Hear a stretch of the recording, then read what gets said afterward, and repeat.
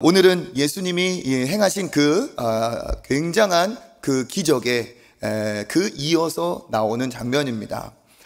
예수님이 행하신 그 사역을 여러 네 명의 복음서 기자들이 기록을 하면서 그 예수님의 사역을 다각적이고 예수님의 어떤 모습을 이렇게 여러 면에서 풍성하게 기록을 하게 하셨죠. 그래서 예수님의 그 공생애를 네 명의 기록자가 사복음서를 기록했습니다. 그러니까 이 복음서에는 읽어보셔서 다 아시지만 이렇게 중복되는 내용이 있어요.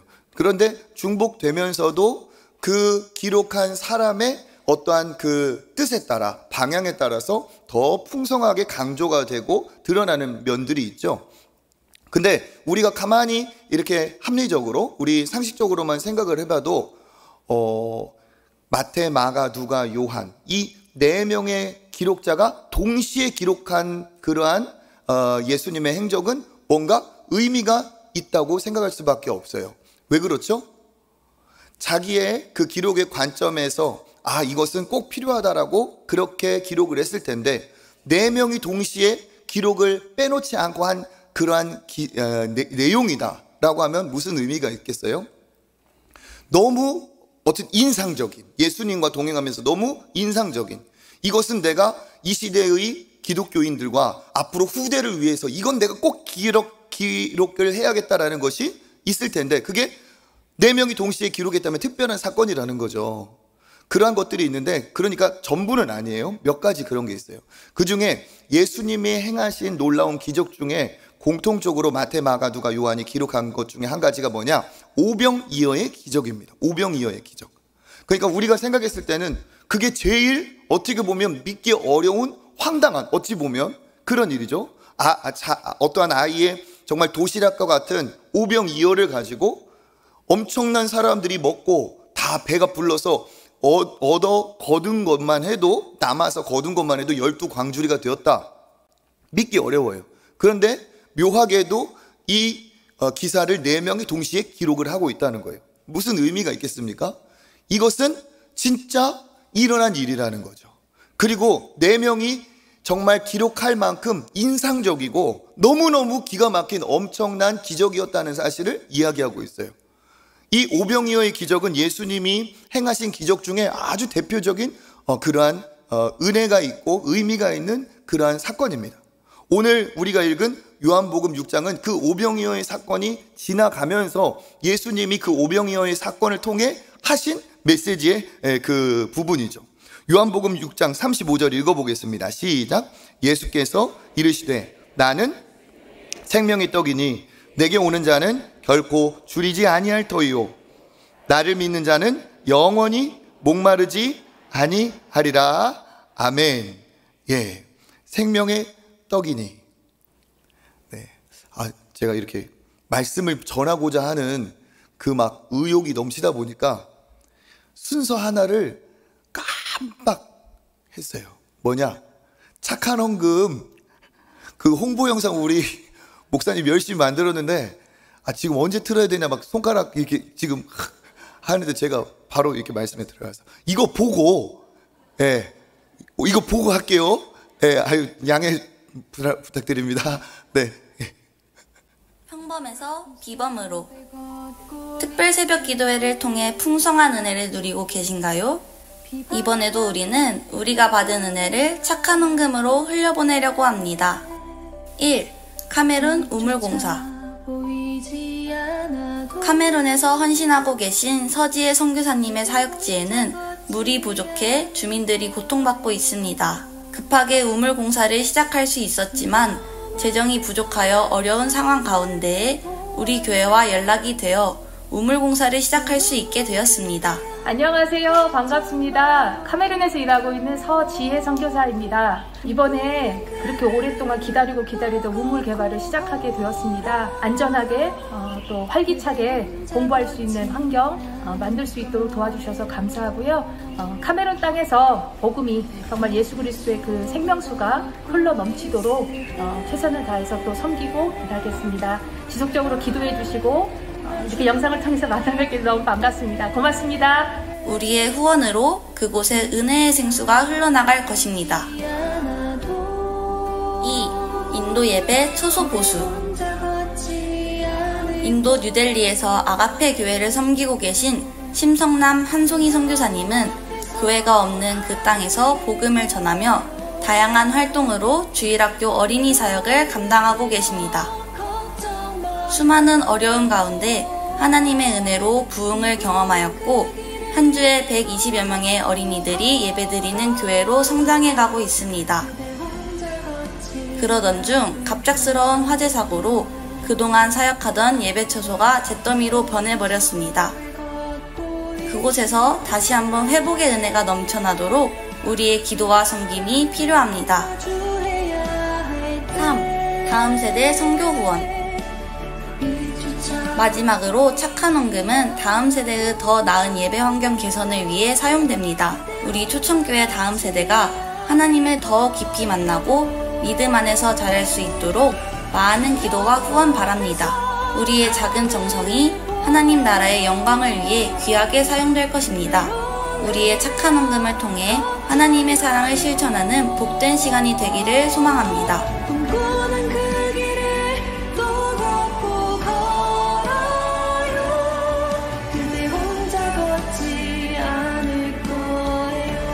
우리 하나님께 영광의 박수 올려드리겠습니다. 예. 이러한 귀한 곳에 쓰일 수 있도록 우리의 마음을 또 모아주셔서 감사합니다. 내일 또 우리가 마지막 날이니까 함께 또 오늘 기도하면서 받으신 응답대로 이렇게 우리가 흘려보낼 수 있었으면 좋겠습니다. 지난번에 착한 헌금은 2천여만 원 이상 아주 정말 그렇게 많이 함께 해주셔서 상당 부분은 선교지로 해외로 우리가 협력하는 국내 예를 들면 이제 우리가 협력하는 선교지 중에서 국내에서 갑자기 목사님 사모님이 암 수술을 하셔가지고 어려우셨던 분들, 그런 분들에게 우리 선교국 다 파악해가지고 아름답게 다 흘려보냈어요. 그리고 1,000만 원은 지난번에 말씀드렸던 것처럼 우리 신학생들을 위한 장학금으로 좀 줬으면 좋겠다, 그런 것에 많이 동참해 주셔가지고 딱 준비해놨습니다. 그래서 9월 22일 디딤돌 장학금 수여식 하는 날, 그때 총신대 총장님이 방문하기로 했어요. 그래서 총장님이 말씀을 전하시고 제가 우리 교회를 대표해서 또 우리 함께 있는 자리에서 전달도 하고 그럴 예정입니다. 그렇게 함으로써 또 우리 초청교회가 선한 영향력을 끼치고 또 이 시대에 또 귀한 일꾼들을 세워나는 그런 교회가 될 줄 믿습니다. 그래서 한 푼도 또 다른 곳이 아닌 그 목적대로 잘 진행하고 있으니까 이번에도 그렇게 우리가 받은 은혜를 하나님께 감사로 올려드리는 의미 있는 그런 통로가 되었으면 좋겠습니다. 예. 설교를 한참 하다가 생각났으면 큰일 날 뻔했는데 그래도 시작한 지 얼마 안 된 다음에 생각이 나가지고 써놨는데도 제가 그렇습니다. 그래서 이어서 해도 되겠죠? 만약에 시작 안 했으니까 오병이어의 기적 이후에 예수님이 하신 말씀이다. 여기까지 했어요. 그리고 나서 예수님이 뭐라고 말씀하셨느냐, 내가 생명의 떡이다, 나를 먹는 자는 절대 줄이지 아니할 터이다, 이렇게 얘기를 하셨어요. 그럼 예수님을 뜯어서 먹으라는 얘기인가요? 그게 아니죠. 그 다음 35절의 후반부 보면 이렇게 쓰여 있어요. 나를 믿는 자는 영원히 목마르지 아니하리라. 나를 믿는 자는 영원히 목마르지 아니하리라.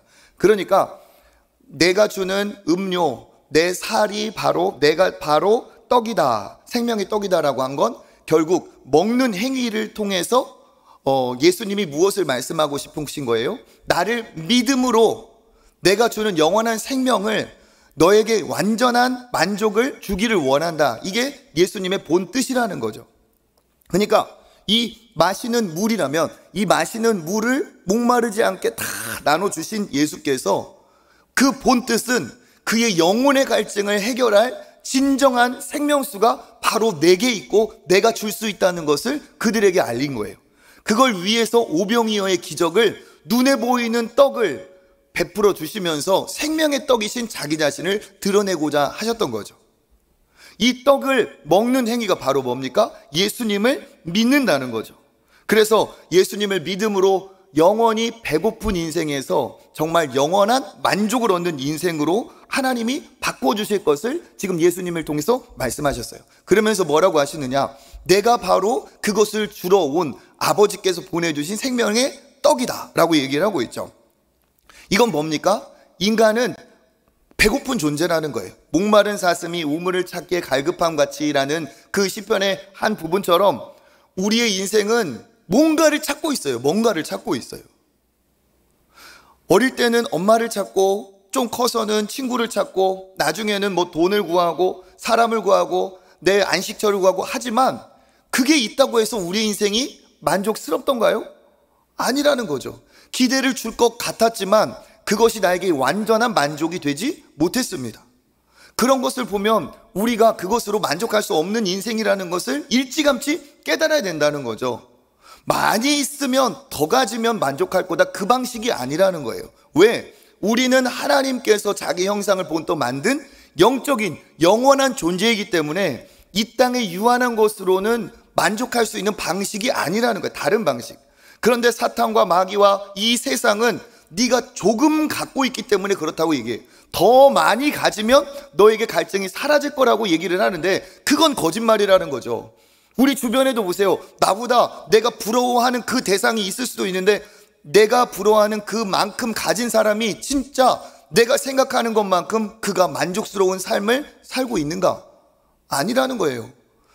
제가 아는 주변의 사람들도 더 갖기를 원하는 사람이 있지만 내가 생각하는 그 수준에 상당히 갖고 있는 사람도 그것으로 만족하지 않고 오히려 수준이 더 커져가지고, 그릇이 더 커져가지고 더 많은 갈증을 느끼는 경우가 있다는 사실이에요. 인간은 하나님을 만나지 않으면 이 갈증이 해결되지가 않습니다. 영원한 떡이신 예수 그리스도를 통해 하나님을 만날 때 인생의 모든 허기, 결핍, 갈증이 거기에서 사라진다는 겁니다. 여기 이 새벽에 앉아 이 말씀을 경청하시는 여러분도 그 맛을 경험하셨기 때문에 이 새벽에 나와 계시는 줄 믿습니다. 아버지가 떠난 자리를 뭘로 채우겠어요? 그렇죠? 어릴 때 그런 어떤 상실감을 겪은 분이 커서도 그 여운이 남아요. 그렇죠? 어릴 때 엄마의 빈자리가 있었다든지 아버지의 빈자리가 있었다면 그 어릴 때 장난감이 아무리 많았든지 용돈을 아무리 많이 받고 컸든지 상관없이 어른이 된 다음에도 그에게는 그 공허함이 남아있는 거예요. 마찬가지로 하나님을 만나기 전까지는 우리의 이 문제가 절대로 해결되지가 않습니다. 그래서 예수님이 그 배고픈 허기에 빵으로 떡으로 채워주시면서 너희들 배가 부르지? 이렇게 배가 부르고 만족스럽지만 또 배고 고프잖아. 또 다시 허기가 지잖아. 그런데 너의 영혼의 완전한 그 허기를 채워줄 거는 생명의 떡밖에 없다. 내가 바로 그다라고 얘기를 하고 있어요. 그런데 이 사람들이 이 얘기를 못 알아듣죠. 못 알아듣고 뭐라고 합니까? 그러니까 예수님이 36절 읽어보겠습니다. 그러나 내가 너희에게 이르기를 너희는 나를 보고도 믿지 아니하는도다 하였느니라. 아멘. 이렇게 먹을 것은 그렇게 채워서 그렇게 좋아하면서 진짜 붙들어야 될, 정말 놓치면 안 될 그 생명의 떡이신 나는 너희들이 붙들어야 될 텐데, 믿어야 될 텐데 어떻게 한다는 거예요? 너희들이 믿지 않는도다. 떡을 먹는다는 것은 떡이 사라진다는 거죠. 그렇죠? 이렇게 씹어서 먹는 거예요. 그러니까 예수님이 지금 말씀하신 것은 궁극적으로 무엇을 얘기하고 있어요? 십자가에서 자기 자신을 내어주실 것을 얘기하고 있어요.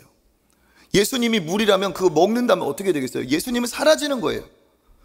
씹어서 먹고 내가 삼켜서 사라지지만 그것이 나에게 생명이 되는 것처럼 그 예수라는 분이 그러한 생명을 줄 존재이시고, 믿는다는 것은 예수님을 받아들이는 것인데, 그렇게 예수님은 우리에게 떡이 되고 음료가 되기 위해서 십자가에서 자기 자신을 모두 내어주실 그 십자가를 얘기하고 있어요.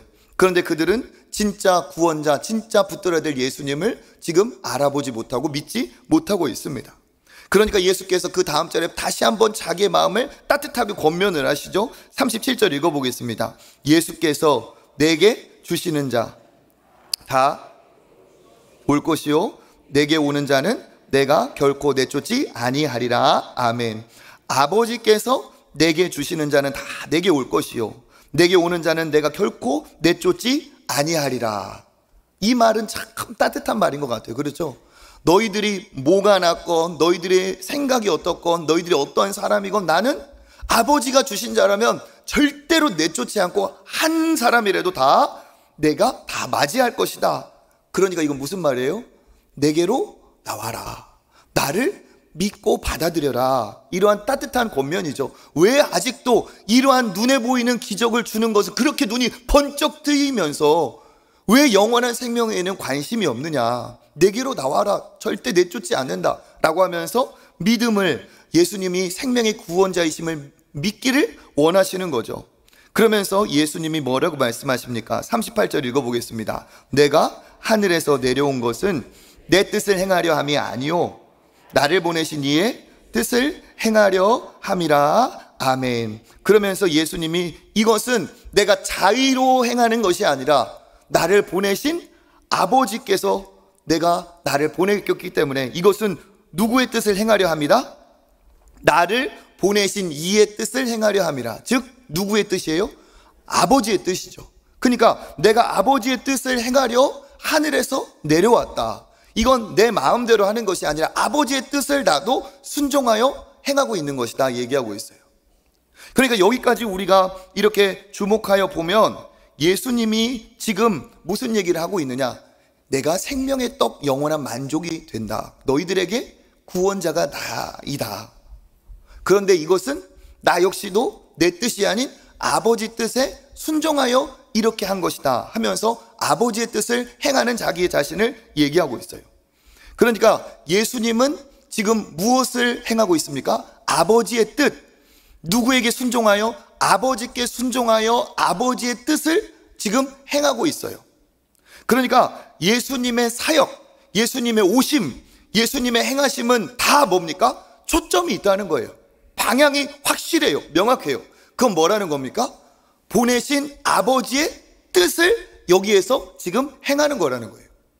그러니까 예수님은 한 번도 자기의 뜻을, 자기를 위한 뜻을 행하신 적이 없습니다. 이 오병이어의 기적, 이 놀라운 어마어마한 기적을 베푸실 수 있는 분이시면서도 자기를 위해서는 떡 한 덩이를 만드시지 않으셨어요.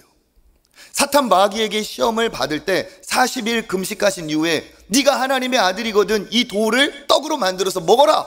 그래서 네가 하나님의 아들인 것을 증명하고 네가 능력이 있다는 것을 한번 보여봐라. 네 자신을 위해 네 능력을 사용해라 할 때 예수께서 어떻게 하셨어요?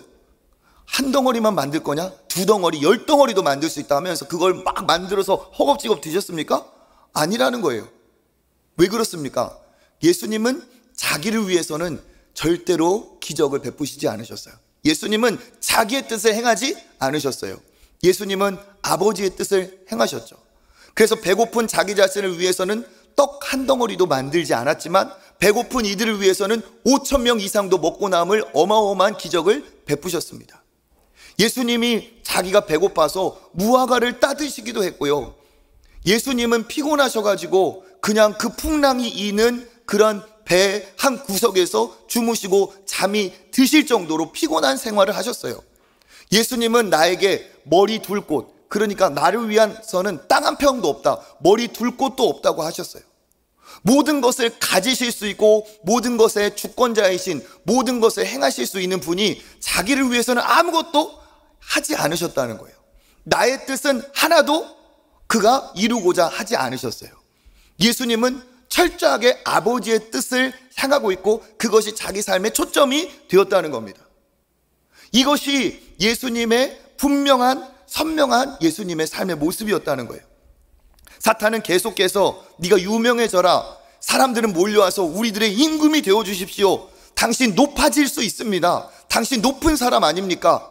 그렇게 할 때 예수님은 임금 될, 높아질 자리 다 뒤로 하고 사람들을 다 어때요? 뒤로 하고 도망 다니셨어요. 그러면서 철저히 아버지께서 보내신 그 뜻에 순종하셨습니다. 그 아버지의 뜻은 높아지는 것이 아니고 반대로 뭐였어요? 낮아지는 거였어요. 어디까지 낮아지는 것이었습니까? 십자가를 짊어지고 우리를 위해 죄인이 아니시지만 죄인의 자리인 십자가, 가장 악한 죄인의 자리인 십자가까지 내려가는 것을 아버지가 뜻하셨어요. 왜? 가장 악한 자의 자리에서 가장 악한 우리들의 모든 죄를 해결하시기 위한 하나님의 뜻.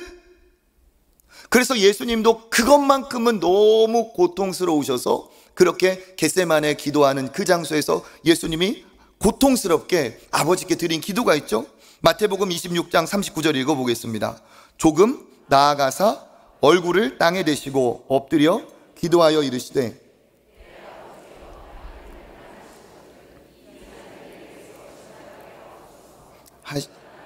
원대로 마옵시옵고 아버지의 원대로 하옵소서. 아멘. 이 잔을 내게서 지나가게 해달라는 건 이거를 내가 좀 피하고 싶다는 나의 뜻이죠.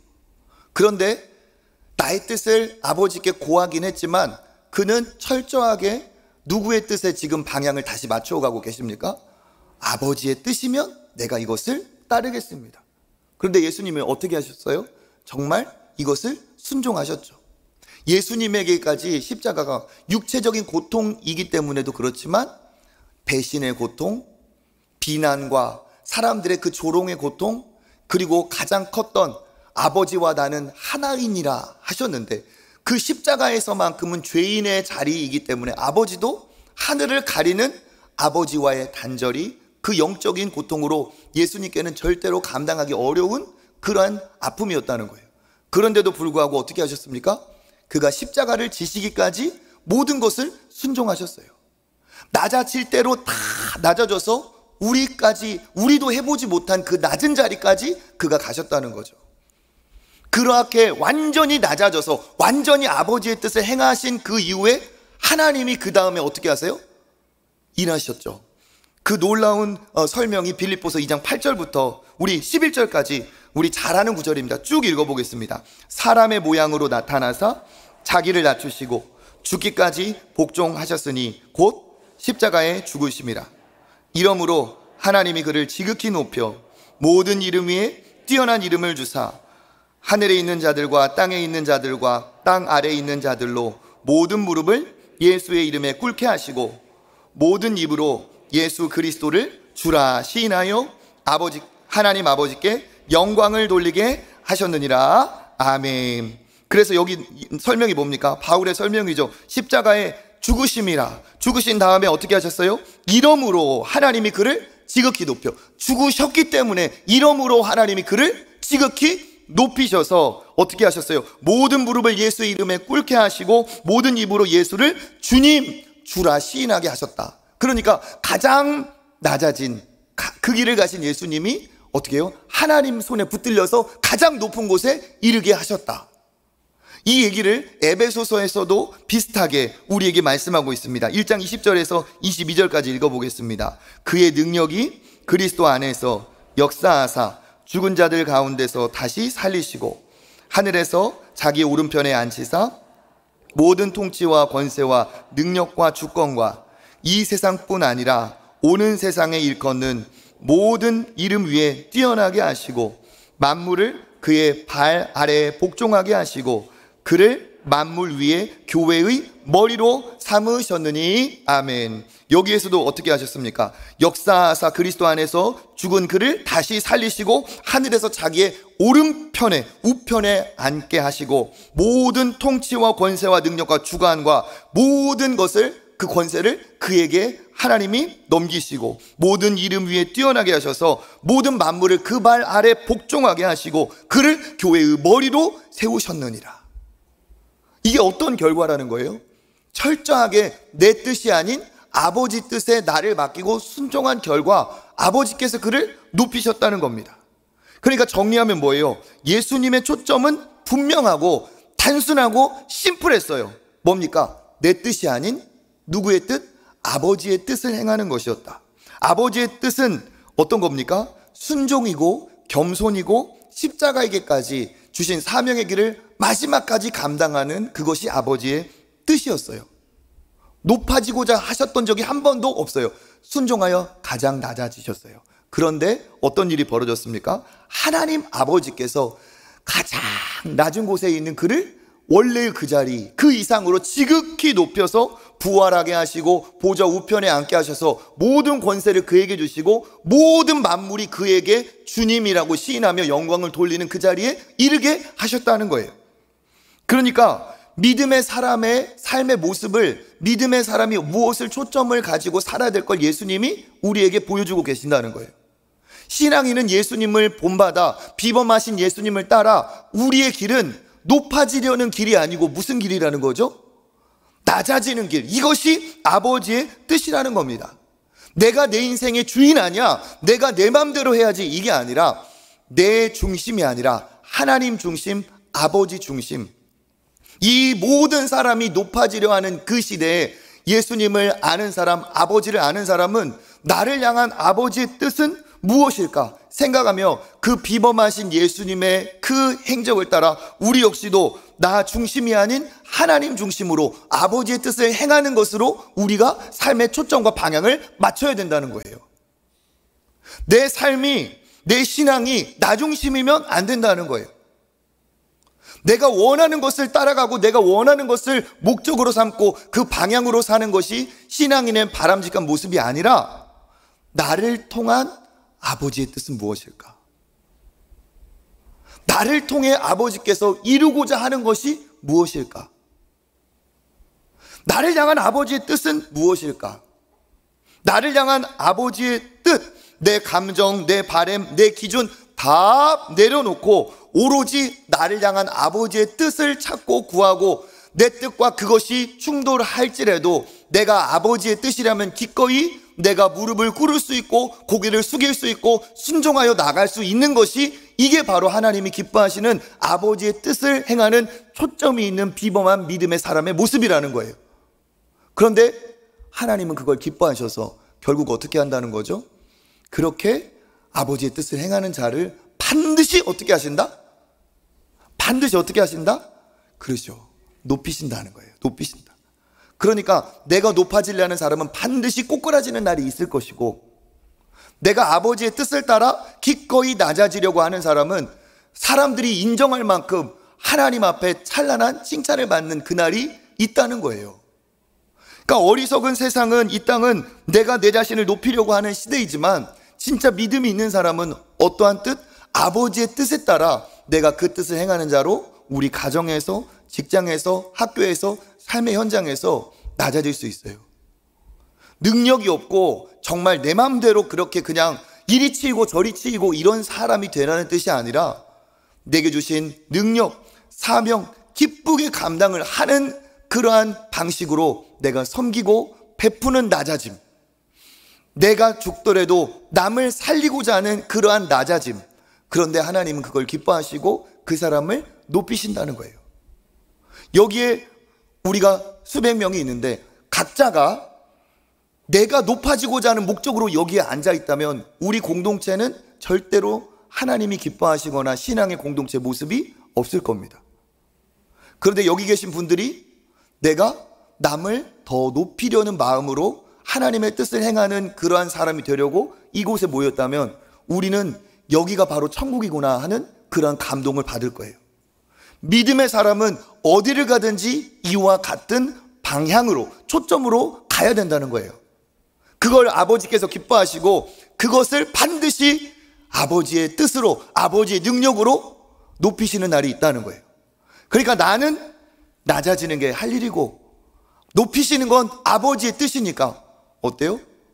그렇죠. 내가 맡기는 거예요. 그러니까 내가 교회를 오래 다녔다면, 신앙의 연륜이 깊다면, 내가 오히려 직분을 받았다면 더 어때요? 나는 그에 걸맞게 높아지는 게 아니라 더 낮아지고자 해야 예수님을 닮아가는 것이고 아버지를 기쁘게 하시는 모습이고 결국 그 사람이 아버지가 높이실 분이라는 거죠. 세상의 원리와 완전히 반대라는 겁니다. 누구를 위해? 나를 위해가 아니라 아버지를 위한 낮아짐이에요. 이게 우리의 신앙의 초점입니다. 낮아지려 할 때 우리는 천국을 경험하게 될 것입니다. 낮아지려 할 때 우리는 어때요? 이곳이 바로 하나님이 계시는 곳이다 고백할 거예요. 왜? 저 사람을 통해서도 천국의 기쁨을 느끼고 이 사람을 통해서도 내가 은혜를 받고 높아지고자 하는 곳에는 어때요? 그곳은 지옥이나 다름이 없죠. 죄가 난무하고 하나님이 기뻐하시는 것은 아버지의 뜻이라는 거예요. 그래서 우리가 믿음 생활을 할 때도 그렇습니다. 믿음 생활도 어때요? 하나님 중심으로. 그렇게 아버지의 뜻은 뭡니까? 6장 39절 구체적으로 읽어보겠습니다. 나를 보내신 이의 뜻은 중에 내가 하나도 잃어버지 아니하고 마지막 날에 다시 살리는 이것이니라. 내 아버지의 뜻은 아들을 보고 믿는 자마다 영생을 얻는 이것이니 마지막 날에 내가 이를 다시 살리리라 하시니라. 아멘. 그러면 아버지의 뜻이 지금 뭐라고 말씀하고 있어요? 나를 보내신 이의 뜻, 하나도 잃어버리지 않는 것, 다시 살리는 이것, 영생을 얻는 것, 내가 다시 살리리라. 그러니까 한마디로 말해서 뭡니까? 영혼 구원이라는 거예요. 그러니까 아버지의 뜻을 행하려는 그 예수님의 궁극적인 그 목적, 지향점은 뭡니까? 구원이에요. 영혼 구원. 영혼 구원. 예수님도 요한복음 10장 10절에 명확하게 자기가 왜 왔는지 얘기하고 있습니다. 읽어보겠습니다. 도둑이 오는 것은 도둑질하고 죽이고 멸망시키려는 것뿐이요, 내가 온 것은 양으로 생명을 얻게 하고 더 풍성히 얻게 하려는 것이라. 아멘. 내가 온 것은 어떻게 한다는 거죠? 양으로 무엇을 얻게? 생명을 얻도록, 나를 통해 생명을 얻도록, 생명을 풍성히 얻도록. 그러니까 예수님이 오신 목적도 지금 아버지의 뜻, 아버지의 영생, 내가 생명을 준다, 다 선명하게 되어 있어요. 그리고 예수님은 어떻게 하셨습니까? 이 일을 위해 십자가에서 자기가 행할 바를 모두 십자가에서 행하시고 천국으로 가시면서 우리에게 뭐라고 말씀하셨어요? 마태복음 28장 19절 20절 읽어보겠습니다. 그러므로 너희는 가서 모든 민족을 제자로 삼아 아버지와 아들과 성령의 이름으로 세례를 베풀고 내가 너희에게 분부한 모든 것을 가르쳐 지키게 하라. 볼지어다 내가 세상 끝날까지 너희와 항상 함께 있으리라 하시니라. 아멘. 예수님의 마지막 명령도 뭡니까? 너희는 가서 모든 민족으로 제자를 삼아 내가 너희의 분부한 모든 것을 가르쳐 지키게 해라. 즉 뭐예요? 가서 생명을 살려라. 예수 그리스도의 생명을 전해라. 이게 그래서 사람들이 다 뭐라고 합니까? 제일 큰 명령이다. 대위임 명령이라고 하죠. 예수님이 이것을 위해 오셨고 이것을 다 십자가에서 자기가 성자 육신으로 오신 예수께서 다 마치셨고 이 사명을 어떻게 해요? 가면서 이제는 너희들 차례다 하면서 이 영혼 구원의 영생을 얻게 하려 하심이라는 이 사명을 누구에게 바톤을 넘겨주셨어요? 제자들에게. 그리고 그 바톤은 우리에게 넘겨주셨어요. 그래서 사도행전 1장 8절 읽어보겠습니다. 시작. 오직 성령이 너희에게 임하시면 너희가 권능을 받고 예루살렘과 온 유대와 사마리아와 땅끝까지 이르러 내 증인이 되리라 하시니라. 아멘. 성령을 주시고 성령이 주시는 그 권능을 우리에게 베풀어 주시는 이유도 뭡니까? 땅끝까지 이르러 내 무엇이 되리라? 증인이 되리라. 증인이 되리라. 예수 그리스도를 증거하는 예수님의 사람, 예수님을 전한다는 건 뭡니까? 생명을 전한다는 거예요. 영생을 전한다는 거죠. 구원을 선포한다는 겁니다. 그러니까 예수님이 아버지의 뜻을 행하려 왔다 해서 십자가까지 낮아지시고, 그리고 그가 오셔서 아버지의 뜻을 행하려 하셨다는 것은 뭐예요? 영생을 주려 하심이었다는 것이고, 이것을 이루고 우리에게 이 바톤을 넘겨주시면서 너희들이 가서 땅끝까지 내 제자가 되고 제자를 삼고 증인이 되어라 하면서 그 사명을 우리에게 넘겨주셨어요. 그러니까 우리를 향한 아버지의 뜻이 뭡니까? 우리의 삶의 신앙의 초점도 역시 무엇입니까? 영혼 구원에 있다는 거예요. 생명을 살리는 것에 있다는 거예요. 여러분, 그냥 생각해 보셔도 이건 너무너무 지당한 얘기입니다. 하나님이 무엇을 제일 기뻐하실까요? 지옥 갈 사람이 예수 믿고 영생을 얻어 하나님의 백성 되고 구원받는 것을 하나님 제일 기뻐하십니다. 그 사명을 제자들에게 주셨고, 그 제자들이 목숨보다 더 이 사명을 중요하게 여겨서 전하고 전하여 그 선교사가 100여 년 전에 이 땅에 들어왔고, 그 선교사님이 전하신 그 생명의 복음이, 예수님으로부터 출발한 이 생명의 복음이 전달되어서 누구에게까지? 저와 여러분에게까지 생명이 흘러왔어요. 그래서 우리에게 하나님이 원하시는 뜻은 뭐냐? 예수님이 자기가 말씀하셨던 그 뜻은 뭐냐? 우리에게 넘겨주신 그 사명은 뭐냐? 나로 생명을 살리는 사람이 되라는 거예요. 1차적으로는 네가 생명을 얻고 네가 얻은 생명을 어떻게 해라? 살리라는 거예요. 우리가 잘 아는 마태복음 6장 33절 읽어볼까요? 그런즉 너희는 먼저 그의 나라와 의를 구하라. 그리하면 이 모든 것을 너희에게 더하시리라. 아멘. 우리가 이 구절을 너무 잘 알고 있고 사랑하는 구절입니다. 이것을 우리가 쉽게 풀이하면 하나님의 일에 먼저 우리가 우선순위를 두면 나머지 우리의 일상은 하나님이 반드시 책임지신다. 이러한 우리의 은혜의 해석을 할 수 있죠. 그렇지만 이것을 조금 더 확장시켜 보면 그거라는 거예요. 아버지의 나라와 아버지의 의를 구하라고 했는데, 아버지의 나라는 뭐고 아버지의 의는 뭐냐?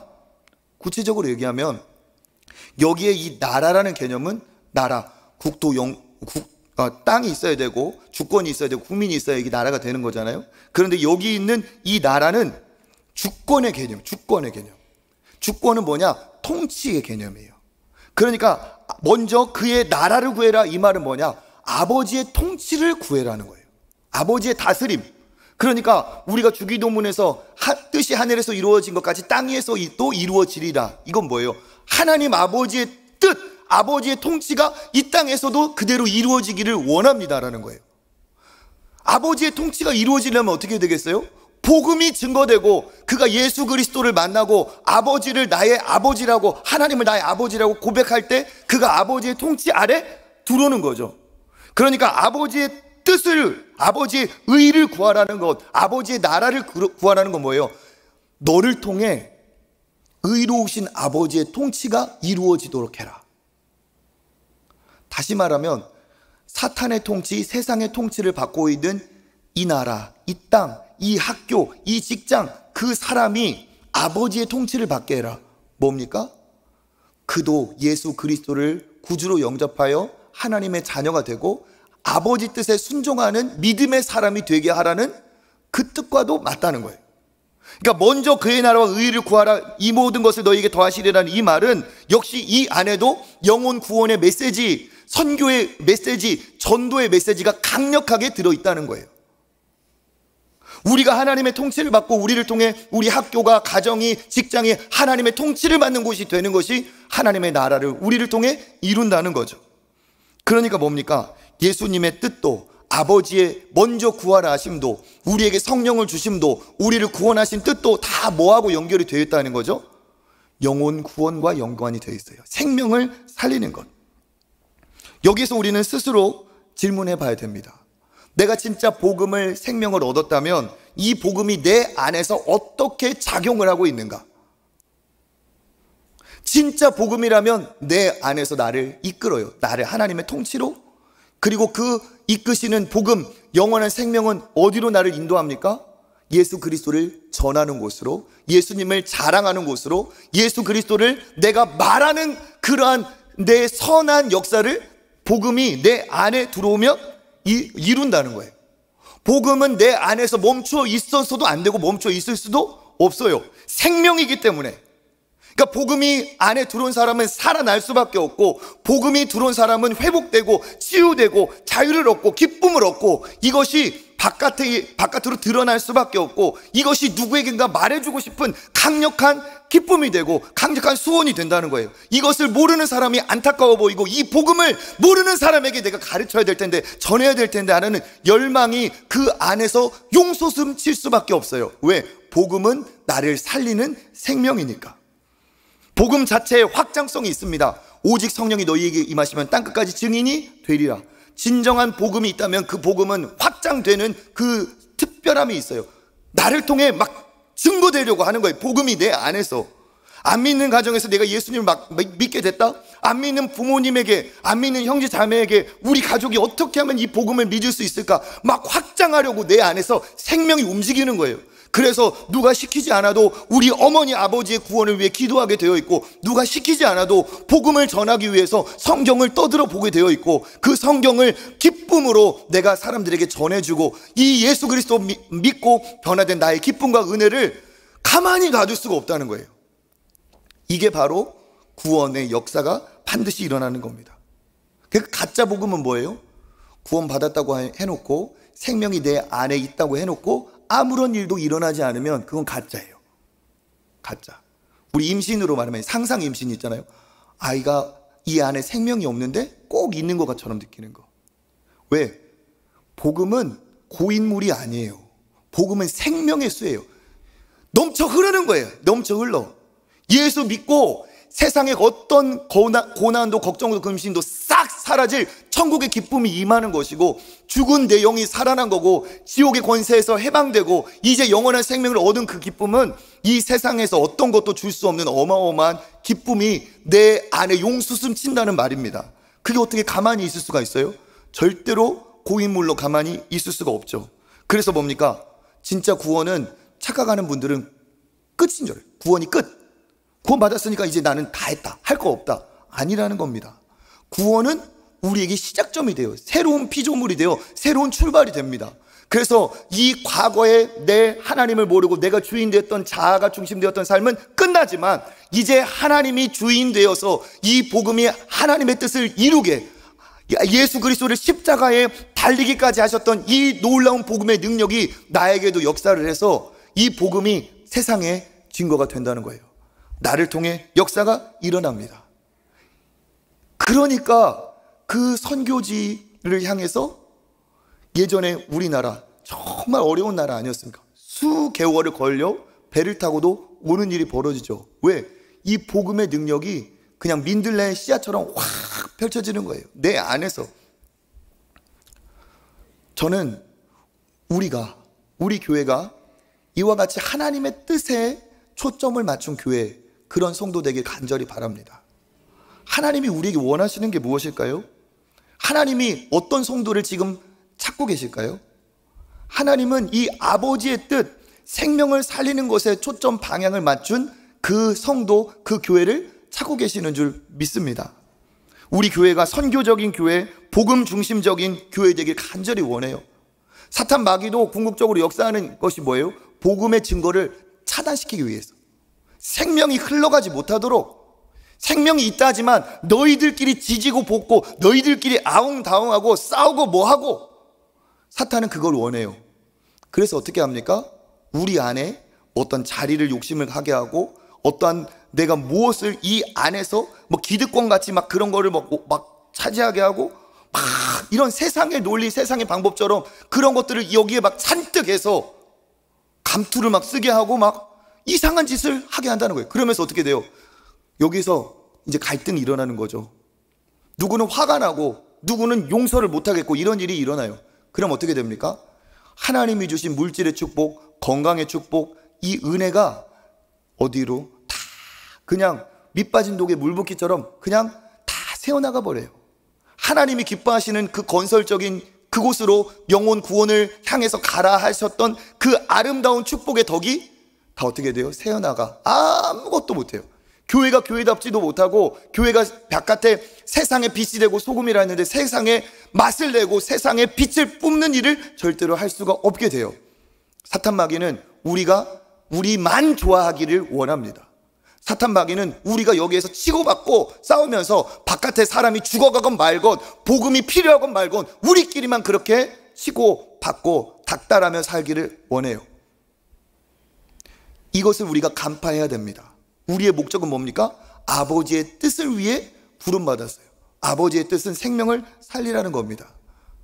바깥에서 우리 외에 복음이 없어서 죽어가는데 우리끼리 놀고 우리끼리 아웅다웅 할 때가 절대로 아니라는 거예요. 우리는 영혼을 살리는 것에 초점을 맞추고 분명히 거기에 우리가 몰입해야 돼요. 학교면 학교, 직장이면 직장, 가정이면 가정에서 복음적인 삶을 살아야 됩니다. 하나님이 기뻐하지 않는 거, 내 유익을 위한 것은 좀 절제하고 차단하고, 하나님이 기뻐하시는 것으로 하나님이 주신 이 은혜와 달란트가 어떻게 흘러가도록 복음을 위해 살고 복음을 위해 준비하고, 그러니까 여기에 목적을 발견한 학생들은 복음을 위해 공부하게 되는 거예요. 복음 전파를 위해. 복음을 전하려면 어떻게 돼야 돼요? 실력이 있어야 되죠. 복음을 전파하려면 어떻게 해야 돼요? 믿음이 있어야 되죠. 그의 삶이 이 두 날개가 생기는 거예요. 직장 생활도 마찬가지입니다. 은혜 받은 성도는 직장 생활도 어때요? 복음 전하기 위하여 거기에서 내 선교지가 되는 것이고, 내가 거기에 섬김의 현장이 되는 것이고, 내가 거기서 그냥 내 수입으로 먹고 사는 현장이 아니라 하나님이 보내주신 내 일터가 나의 선교지가 되고, 내가 하나님의 역사를 이루기 위한 거룩한 일상의 선교사가 되고 사역자가 돼서 거기에서 하나님의 일을 펼치는 거예요. 그럼 어떻게 됩니까? 나의 섬김과 나의 수고와 나의 동역을 통해 누군가는 예수 그리스도가 있다는 걸 삶으로, 우리의 입술로 그가 알게 되고, 그도 나와 함께 예수 그리스도를 믿는 믿음의 생명으로 동참하는 일이 벌어지겠죠. 하나님은 이걸 원하시는 줄 믿습니다. 나 혼자 구원받았으니까 끝이지, 그건 복음이 아니고 복음답지도 않은 거예요. 진짜 복음은 나를 어디론가 잡아 끌고 가는 거예요. 불처럼 바람처럼 임한 성령이, 불과 바람이 어떻게 가만히만 있겠습니까? 난로 뿌립니까? 화로 뿌립니까? 아니라는 거예요. 세상을 집어삼킬 그 불과 그 바람은 나를 어디든 끌고 가서 죽음에 있는, 죽어가는 사람들에게 이 복음을 말하게 하고 선포하게 하고, 그리고 하나님은 그런 사람을 사용하시고 그런 사람이 그런 일을 할 수 있도록 계속 은혜를 베풀어 주시고 사람을 붙이시고, 그런 교회는 하나님께서 놀라운 복을 주실 줄 믿습니다. 우리가 그렇게 살아야 돼요. 그렇게 나 혼자 잘 먹고 잘 살기 위해서 살아가는 그 세상과 똑같다면 우리가 어떻게 비범할 수가 있겠습니까? 착한 헌금도 마찬가지예요. 착한 헌금도 기도했어요. 하나님, 이 새벽 기도를 우리가 마치며 받은 은혜를 어디론가 하나님이 기뻐하시는 곳에 흘려보냈으면 좋겠습니다. 이 지역입니까? 어디입니까? 기도하면서 우리 목사님들에게도 찾아보라고 했어요.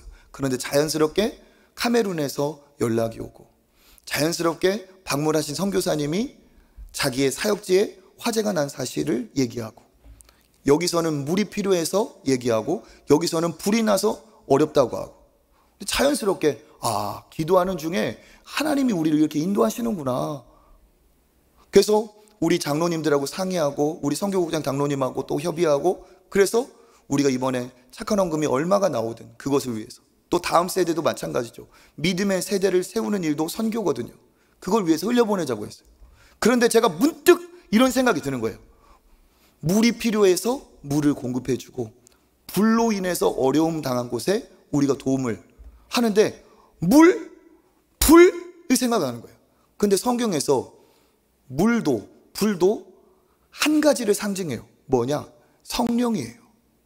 그러니까 제가 무슨 하나님 앞에 거룩한 바램과 받은 응답이 있냐면, 불을 도와주는 우리에게 하나님께서 불과 같은, 물과 같은 생명의 은혜를 주시겠구나. 생명의 역사가 우리 교회에 너무 신기하지 않아요? 그죠?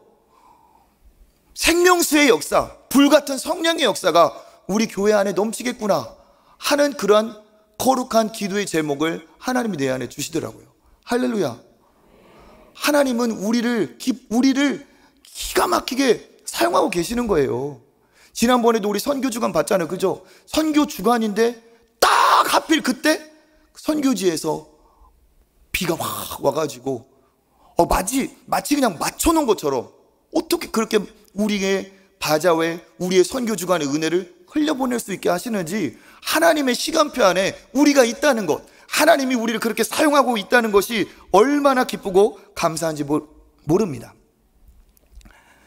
저는 하나님 앞에 엄청난 복을 받고 하나님 앞에 귀하게 쓰임 받는 사람이라고 저는 또 확신해요.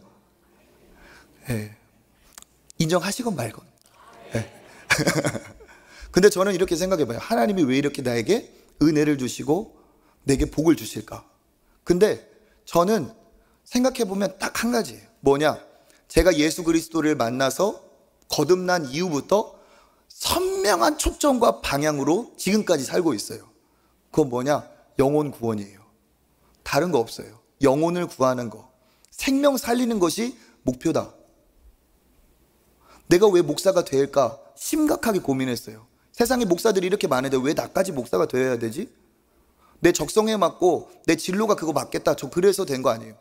목사가 하나님 이렇게 많은데 왜 저까지 목사가 되어야 됩니까? 라고 나는 받은 감동은 있지만 도리어 하나님 앞에 물어봤던 사람이에요. 근데 하나님이 제게 주신 응답은 땅끝까지 이르러 증인이 되라. 많은 목사들이 있지만 다른 분들 얘기하지 않겠습니다. 많은 목사들이 있지만 너는 생명 살리는 목사가 되라. 제게 주신 사명이에요. 그래서 저는 그때 딱 어떤 결단을 했냐면 여러 가지 실천했는데, 내가 이걸 잊어버리지 말아야겠다 해가지고 식사기도 하잖아요. 식사기도 밥 먹을 때 하루에 3번은 해야 될 거 아니에요. 저는 그때 식사기도를 딱 정했어요. 하나님, 이 음식 먹고 주의 복음 전하게 해주십시오. 제 식사 기도가 그거예요. 하나님 주신 음식 감사히 먹겠습니다. 이것도 있지만 저는 식사 기도할 때마다 하나님 이 음식 먹고 복음 전하게 해주십시오. 제 삶의 방향은 명확해요. 복음. 그랬더니 어디를 가든지 복음을 전하고 어디를 가든지 믿음의 공동체와 함께 복음을 전했더니 가는 곳곳마다 하나님이 진짜 주시는 은혜와 축복이 어마어마해요. 여러분 믿으시죠? 여러분도 그렇게 살고 계시죠? 그렇게 사시길 바라겠습니다. 가는 곳마다 인정받고 대접받고 사역의 결실이 어마어마하게 하고, 야, 진짜 제가 제 얘기니까 자랑한 것 같아서 말 못하지? 하나님이 가는 곳마다 은혜를 주시는데, 야, 생명 살리고자 했더니 하나님 진짜 기뻐하시는구나. 너무 감사하게 사용하는 거예요. 제가 이렇게 제자훈련도 어른들도 많이 시켰거든요. 제가 제자훈련 시킨 분들 중에 제가 남자 제자반을 사진을 한번 보여드릴게요. 남자 제자반. 여기 있는 분들이 제가 이제 제자훈련 시킨 남자, 거의 안수 집사님들인데, 저 중에 대학 교수님도 계시고 직장인도 계시는데 다 선교적인 삶을 살고 있어요. 다 선교적인 삶을. 그런데 그 중에 한 분이 뜨거운 은혜를 받아서 지금 필리핀 선교사로 나가셨어요. 한번 다음 사진 보세요. 저기 흰 옷을 입고 계신 우리 정상범 집사님, 필리핀에 선교사로 갔어요. 근데 의사 가운 같은 걸 입죠. 다음 사진 한번 볼래요? 저분이 침술, 수지침 이런 걸 하세요. 근데 고치는 장면, 그 옆에는 우리 이제 아내 권사님이에요. 됐습니다. 먹고 살만 하니까 저 사람 먹고 살 걱정 없나 보다. 아니에요. 그냥 우리와 똑같은 그런 분이에요. 그런데 저분이 수지침을 배웠어요. 단기 선교를 갔어요. 가서 고쳤는데 한국에서는 낫지도 않는 병이 선교지에서 낫는 거예요. 하나님이 급하니까 그러한 작은 것도 어마어마하게 쓰는 거예요. 그러니까 그게 너무 기뻐서 단기 선교를 반복해서 가다가, 내가 최소 몇 년은 하나님 앞에 선교사로 헌신해야겠다. 그래서 갔어요. 가서 지금 하는데, 그 침으로 중풍병도 낫고 별일이 다 있는, 침으로 안 되는 것도 침으로 된다는 거예요. 잊지 말고 이 침으로. 예? 침 맞는 게 그게 이 침이 아니고 그 침만. 그 하나님이 하시는 일이 너무 놀라요. 그러니까 이 사람이 기쁘지 않을 수 있어요? 너무 기쁜 거예요. 하나님이 나를 쓰시는구나. 내가 뭐라고 나를 이렇게, 내가 이 천지를 창조하신 창조주의 손에 붙들려서 생명을 살리는 그 일이 내가 동원되고 쓰임받고 있구나. 이 기쁨이 어마어마한 거예요. 저분은 장애가 있으십니다. 다리를 한쪽 절어요. 그런데도 그 다리로 별곳을 다니면서 복음을 전하고 있어요. 나머지 분들도 직장이면 직장, 자기가 교수니까 교수면 대학 캠퍼스에서 복음적인 삶을. 저분 중에 한 분은 또 교수인데, 이렇게 외국인 학생들이 많이 나오잖아요. 선교 기회다 해서 그들에게 또 복음을 전하고 있고. 그러니까 꼭 우리가 나가서만이 아니라 오늘 여기서도 우리가 선교사는 아니지만 선교적 삶을 살 수 있고, 어때요? 그것이 하나님의 뜻, 하나님의 초점이 될 수 있고, 그것이 비범한 믿음의 사람이 될 수 있다는 겁니다. 당장에 우리가 주일학교, 교회학교 교사로만 사역해도 다음 세대 선교사예요. 그렇죠? 우리가 뭘 해도 그 선교와 연관이 되고 생명 살리는 것과 연관이 되어야 됩니다. 여러분 이제 오늘은 조금 광고도 있고 하니까 조금만 더 할게요. 조금만 중요한 우리 교회의 비전이기도 하니까. 우리가 디딤돌 장학 헌금을 하는 것도 선교예요. 다음 세대 후원 선교. 저도 한 교회의 선교 후원으로 장학금을 받고 신대원을 졸업했어요. 저는 이번에 우리 초청교회가 신대원에 장학금을 드릴 수 있다는 게 얼마나 제 개인적으로는 정말 전율이 올 정도로 하나님 앞에 감사하는지 몰라요. 하나님, 저도 이렇게 한 교회의 헌신으로 내가 그 장학금으로 공부했는데 내가 사역하는 그 교회에서 또 누군가를 세울 수 있다니 얼마나 하나님 영광스럽습니까? 우리 교회, 좋은 교회, 또 이런 곳에 사역할 수 있게 돼서 너무 감사합니다. 넘치고 있어요. 기쁨이 넘쳐요. 지난주에 우리 아이들 했죠? 몇십만 원이지만 그거 받은 애들은 하나님의 선물이라고 해요. 하나님의 선물. 우리를 통해 하나님이 얼마나 일하고 계십니까? 디딤돌 장학헌금, 전북 지역에 있는 노회 중에 한 명을 택해서 그 친구에게 우리가 대학생, 대학원생들에게 장학금을 줘요. 얼마나 하나님이 우리를 사용하고 있다는 게 기쁘고 감사합니까? 그러니까 지금 교육관 리모델링 하는 것도 뭐예요? 일종의 선교지 후원이에요. 꼭 넘어가가지고 거기 선풍기 달아주고 거기 뭐 고쳐주고 이것만 아니라 저기 바로 옆 건물 리모델링 하는 것도 선교지 후원이라고요.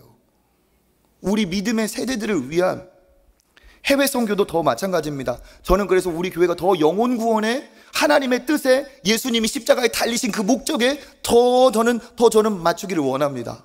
그래서 이번에 새롭게 우리가 외부의 우리 사역자지만 선교사님 모셔가지고 우리 최 선교사님 통해서 선교학교도 토요일 주말에 열죠. 왜 그렇습니까? 선교, 영혼 구원, 이것에 대한 가치와 이 비전을 공유하기 위해 그렇습니다.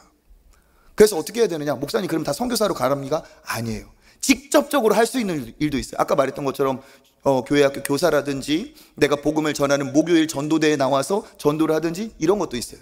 그런데 뭐도 있어요? 선교를 위한, 영혼 구원을 위한 연계 사역도 크게는 넓게는 선교죠. 사진 한 장 보여주실래요? 선교 현장. 저분들이 누군지 아세요? 그렇죠. 자칭 초청 레스토랑 BTS들. 네. 이게 뭐냐? 우리 젊은 봉사자들이죠. 네. 네, 됐습니다. 이분들이 지금 먹는 게 라면이에요. 다 퍼주고 식사가 이제 떨어져서 라면 끓여 먹었어요. 네. 이것도 선교예요. 개 중에는 예배 안 드리고 밥 먹는 분이 있을까요? 없을까요?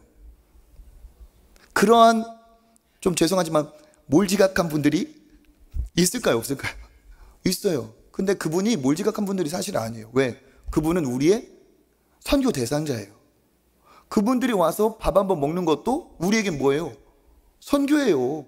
비행기 타고 가서라도 대접할 건데 요 와서 밥 먹는 게 어디? 그러다 보면 어떻게 돼요? 식당 문턱 넘던 그 말이 예배당으로 오는 날이 있을 줄 믿습니다. 안 믿는 남편이 바깥에서 이러고 있다가 밥 먹을 때 돼가지고 밥만 먹고 가도 괜찮아요. 그러다 보면 어느샌가 와서 앉아있는 날이 있고 와서 하나님이 은혜 주실 날이 있다는 거예요. 다 뭐예요? 넓게 보면 선교라는 거예요. 주차하는 거 뭡니까? 선교예요. 선교. 주차 봉사하는 것도 뭐예요? 선교예요. 안내, 새가족 모든 것이 영혼 구원과 맞닿아 있다면 그것이 선교예요. 내가 내 자랑하는 것이 아니라 하나님의 영광을 위해 사랑한다면 한 달에 한 번은 내가 차를 가져오지 않고 대중교통을 이용하겠다. 그것도 선교예요. 왜? 내 차 한 대를 안 됨으로써 누군가에게 그것이 편의가 된다면 그것이 바로 선교죠. 실제로 제가 사역했던 거기는 행사가 있어요. 한 달에 한 번 카프리 선데이. 카프리 선데이. 그 주는 차 안 갖고 오는 그런 캠페인하는 날이에요. 왜? 여러분 주차장도 없다고 주차장 안 못 줄 아십니까? 은혜가 있는 교회는 주차장 수천 대가 있어도 모자란 법이에요. 주차장이 남아도는 게 안타까울 뿐이에요. 우리 교회는 좋은 교회예요. 근데 내가 오늘은 좀 여유가 있게 출발해서 대중교통을 이용하자 한 게 새가족 한 대 주차 공간이 될 가능성도 있어요. 멀리서 오는 분들을 배려하고 그것도 선교예요. 선교가 멀리 있고 영혼 구원이 남의 일이 아니라는 거예요. 오늘 여기서도 당장 내가 학교에서 직장에서 할 수 있는 게 뭐예요? 그게 선교예요. 하나님의 놀라운 일을 이루는 우리 교회가 되었으면 좋겠습니다. 할 얘기가 너무 많지만 한 가지 하고 이제 끝낼게요. 저는 우리 교회가 영적인 항공모함 같은 교회가 되었으면 좋겠어요. 영적 항공모함, 천국의 영적인 항공모함. 항공모함이 어떻습니까? 적진에 너무 머니까 어때요? 그 기지 같은, 움직이는 기지가 같죠? 딱 거기에서 어떻게 해요? 그 적진에 필요하면 막 미사일도 쏴주고 필요하면은 막 스텔스 전투기도 띄워주고 그러면서 어떻게 해요? 적진에 완전히 전세를 바꾸게 하잖아요. 그런 것처럼 저는 우리 초청교회가 하나님이 기뻐하시는 이 땅의 영적 항공모함 같은 그런 교회가 돼서 선교지에 그냥 물자도 보내고 사람도 보내고 스텔스 전투기가 가가지고 확 하고 특수부대가 들어가서 막 하는 것처럼 단기 선교도 가가지고 그 선교사님을 후원하고 도와주고 확 하다가 확 빠지고, 그죠? 얼마나 멋있어요. 그러한 우리 교회 되었으면 좋겠습니다. 여기에 내 직장, 공부, 내 삶의 목적 맞추면 그게 비범한 거고, 그거 하나님 쓰세요. 그리고 그런 같은 사람에게 하나님이 반드시 부어주실 줄 믿습니다. 하나님은 그와 같은 사람, 그와 같은 교회 찾고 계세요. 이게 축복의 통로예요. 뭐냐? 아버지의 뜻에 내 뜻을 맞추면 그것이 바로 비범한 사람이에요. 여러분, 말씀 잘 들어주셔서 감사합니다. 그런 비범한 은혜가 여러분에게 있기를 주님의 이름으로 축복합니다.